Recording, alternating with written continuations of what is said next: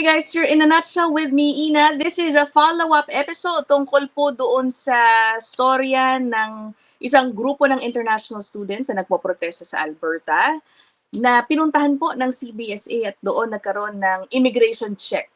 Yan. Okay, total, ang dami po ninyong nanood ng episode na yon. So clearly, marami pong interesado sa storya na yan. Maikli lang po tong episode na ito. I would just like to update you on what happened, no, days after that immigration check. Nangyari po yun Wednesday last week. Okay? So ang batayan po ng ating diskusyon ngayon ay itong mga report na ito, no? I read a number of reports. Again, makakakuha po tayo ng mga follow-up tungkol sa sitwasyon ng mga estudyanteng naka-encounter sa CBSA. So this is from CBC News, for example.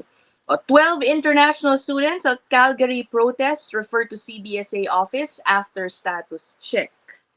Okay, tapos itong sub-headline, no? Local police asked Canada Border Services Agency to check immigration statuses. Meron na agad ditong information na hindi po natin nakatackle in the last episode. This one naman po is from Calgary Herald. International students Calgary protest quashed by CBSA status checks.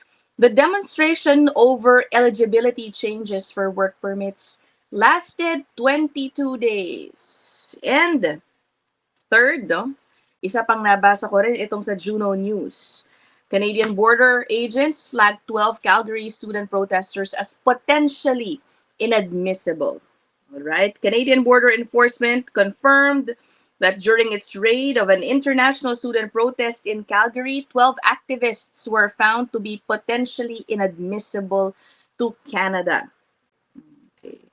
So, nasabi nga dun sa report ng Calgary Herald, 22 days tumagal yung protesta na yan. No, after puntahan ng CBSA, yung isang grupo nung Wednesday, tapos na.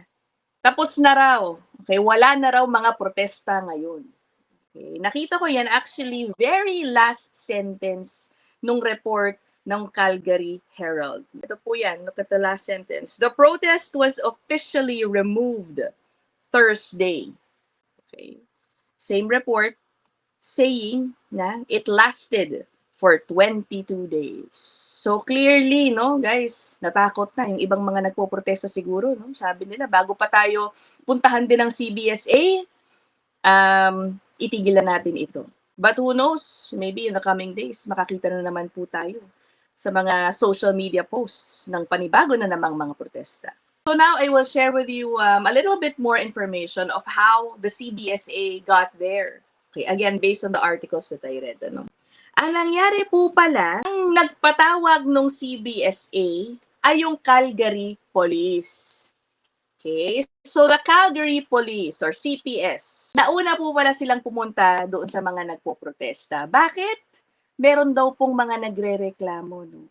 Aware naman daw po yung CPS na matagal-tagal na itong mga protestang ito na nangyayari. And so far, no, sabi nila, before Wednesday, peaceful naman daw kasi usually yung mga protest na yan. Until they got a call, complaints, okay, about the behaviors of some of the protesters. Meron daw pong mga nag-complain na binablock ng mga protesters yung mga daanan ng tao, maingay, obstructing businesses. And then may nakita pa ako, public intoxication daw, may ganon. Okay. So after those complaints were received by the CPS, nagpunta po sila doon. And as part of their visit sa mga nagpo-protesta, they had to check the IDs of the people there. And then yung CPS supposedly had some issues verifying the identities of some of the protesters. Kaya po, sila po ang humingi ngayon ng assistance sa CBSA. Oy, puntahan nyo nga dito ito. Kasi nga siguro wala pong mapakitang mga identification or immigration documents, no? That is what brought the CBSA to the site. So ano naman po yung naging ending nung sa police inspection nung pagpunta po nila doon? Wala naman pong naging kaso doon sa mga estudyante. According to this report, same no, from the Calgary Herald, it was determined that no criminal offenses occurred. All right. So ang nangyari, yung officers nanatili na lang doon to assist the CBSA na dumating nga soon after.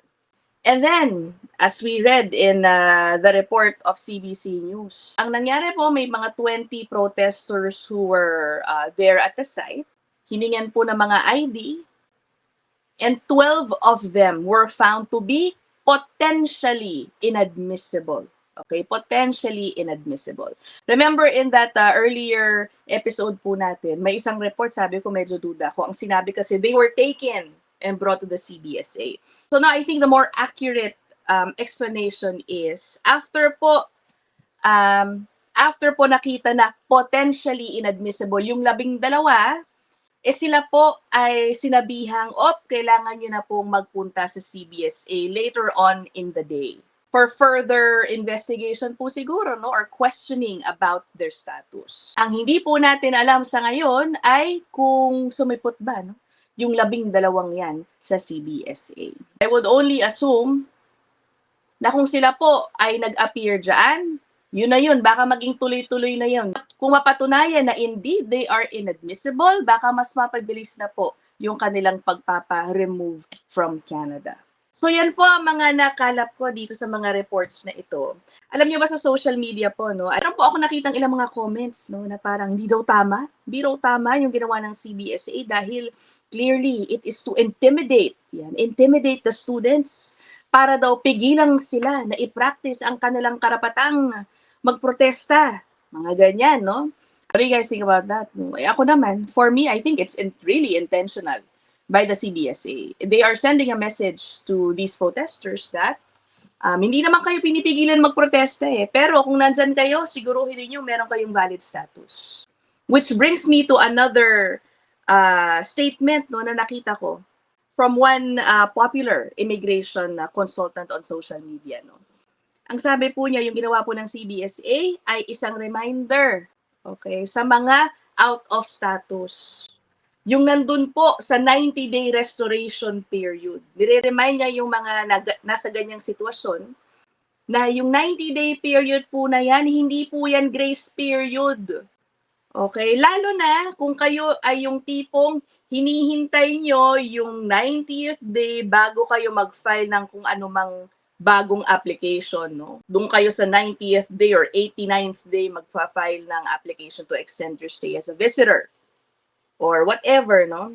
Ang sabi po nung napanood ko, hindi porke meron kang 90-day period, hindi ka pwedeng humarap sa isang, removal proceedings. Kunyari may magsumbong sa'yo, no, dyan sa 90-day period na yan. And then it so happens na wala ka pang fina-file na kahit anong application kasi nga feeling mo, may 90 days naman ako, hintayin ko na yung 90 days. No? Huwag nyo daw pong iisipin na kayo ay untouchable ng CBSA. Okay. Kung kayo ay matsyempohan, may magsumbong. Puntahan kayo, no? Kahit may plano na kayo mag-apply, no? Pero hindi nyo pa nga na-apply. It could trigger removal proceedings. Siguro parang nangyari dun sa 12. Biglang bigyan ka na ng notice to appear. Okay, balik tayo dun sa, no? Sabi ko sa inyo, may nakita akong nagsasabi na, naku, ini-intimidate ng CBSA. Sige. I think ito ang magandang sagot ng CBSA dyan, no? May statement daw po yung CBSA sa Post Media, defending yung pagpunta po ng kanilang mga tauhan doon sa protesta. Ang inland investigations are an important tool to identify those who should not be in the country and are critical to ensuring compliance with the law. When the CBSA becomes aware of foreign nationals who may be inadmissible to Canada, CBSA officers will investigate and take appropriate action. Pwede nating i-interpret din yan, na kung meron kaming makuhang complaints o report o sumbong, kailangan naming aksyonan yun. Yun lang naman, no, sa mga reports. Now, I will read some comments from the last episode, no. Again, I appreciate you guys sharing your inputs and your thoughts in the comment section. Yan, itong una, no, ayoko basahin yung name mo, ha, ikaw talaga. It doesn't sound nice, pero alam ko, madalas ka rin mag-comment, no. Okay, sabi niya, tigilan na kasi ng IRCC yung marketing bait nilang PGWP and PR Pathways for International Students to Study in Canada. Lalo na doon sa mahihirap na bansa. Without these baits, walang international students ang mag-aaral. At tingnan natin kung merong community colleges and universities na mag-survive. Yan po ang kanyang sinabi. Maraming salamat sa'yo. Next, let's go to, sabi ni Chat, sabi niya, I hope these groups will have more rallies. So it would be much easier for the CBSA officials to know where they're supposed to go. At least less difficulty for the IRCC. It would help also if the media would post more news. Sabi niya, no, sorry, but it's just too much already. Canada has become a third world country, unfortunately. And then next, mabait pa nga ang mga taga-CBSA sa Canada. Kung sa US yan, baka detained and deported agad yan ng ICE. Thank you, J-Zone. Sunod naman, si Noel, sabi niya, in other country, without proper visa or expired visa, police hold them on their van for deportation. Mas matindi daw, ano? And also, ito naman, this is from a former immigration minister, ano? Sabi niya, si Jason Kenney, former immigration minister ng Canada. I'm shocked. But good on the CBSA, it has been far too long since they did high-profile enforcement actions. Inadmissible foreign nationals need to know that while we Canadians are polite, generous, and patient, we are governed by the rule of law.